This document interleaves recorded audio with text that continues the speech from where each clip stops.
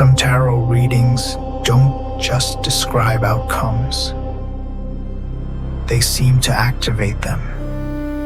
This case was recorded in Newfoundland, Canada in the mid-1990s. A local tarot reader described an encounter that began as a normal reading, but ended with something she could never fully disconnect from. Because according to her, the reading didn't predict what would happen. It seemed to lock it in place. Welcome back to True Horror Files. This is where real accounts are documented and retold exactly as they were experienced. If you have a story you want to share, you can send it to truehorrorfilesite@gmail.com. New episodes every Friday and Sunday at 8:30 p.m. Eastern Time. For privacy, the witness is referred to as Scott. The location was a small coastal community in Newfoundland. Quiet, isolated, slow-moving life. In that town, there was a woman known for tarot readings. Her name was Emily.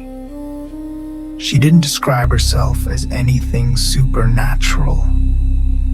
She called it intuition work, pattern reading, nothing more than observation and interpretation.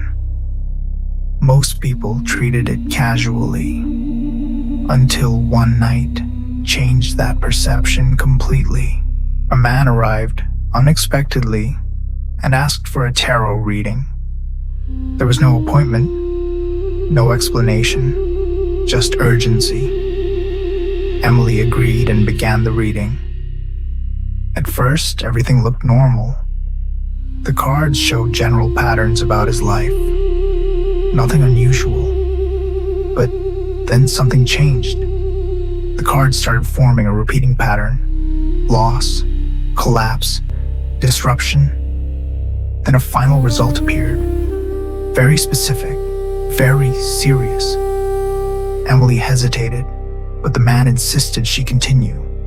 So she told him what she saw. The moment she finished speaking, the man didn't react like a normal person would.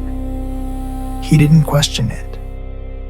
He smiled, like he already expected it. Then he left immediately.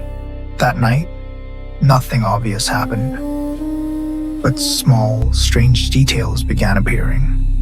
Faint sounds outside, quick movement near the edge of sight. Nothing confirmed, but enough to feel wrong. Then the feeling changed.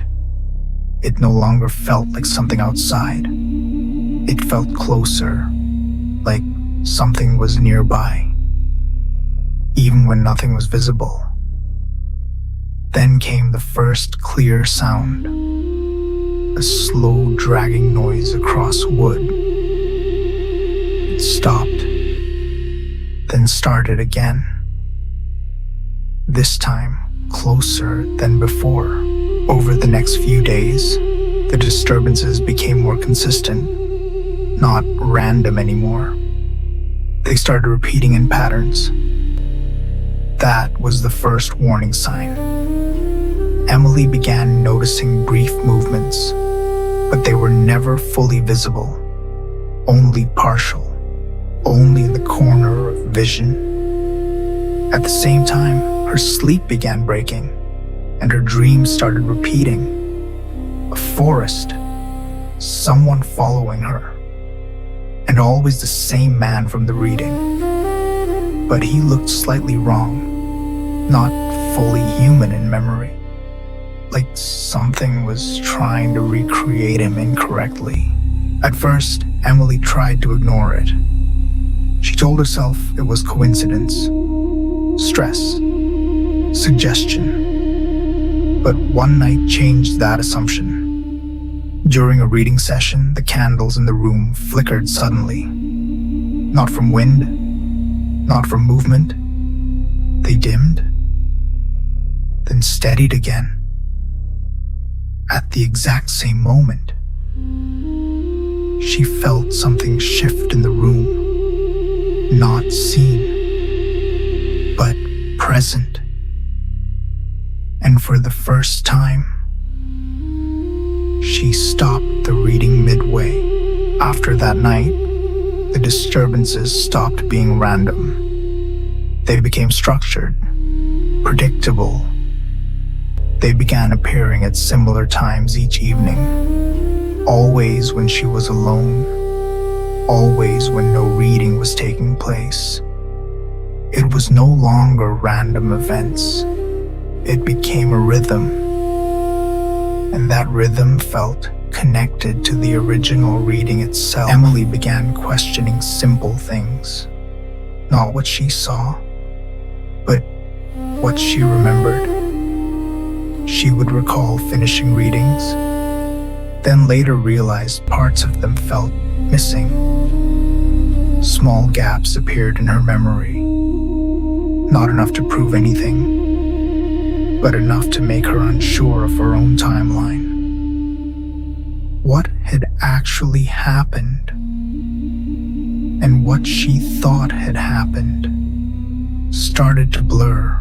Later, it was confirmed that the man had died in a road accident. Shortly after that point, the disturbances began to weaken, but they did not fully stop.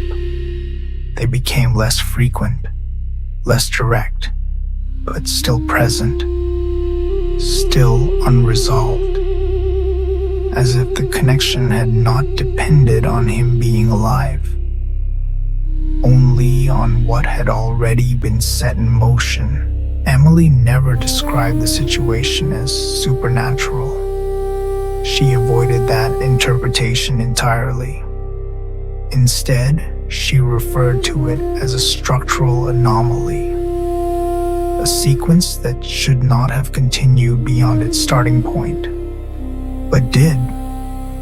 And even years later, she maintained the same position, that the reading did not predict anything.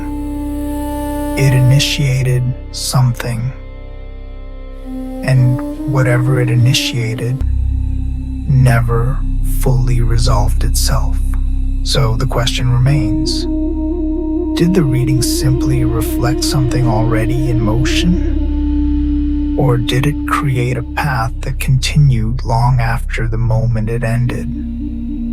If you've experienced something similar, you can send your story to truehorrorfilesit@gmail.com. New episodes every Friday and Sunday at 8:30 p.m. Eastern Time.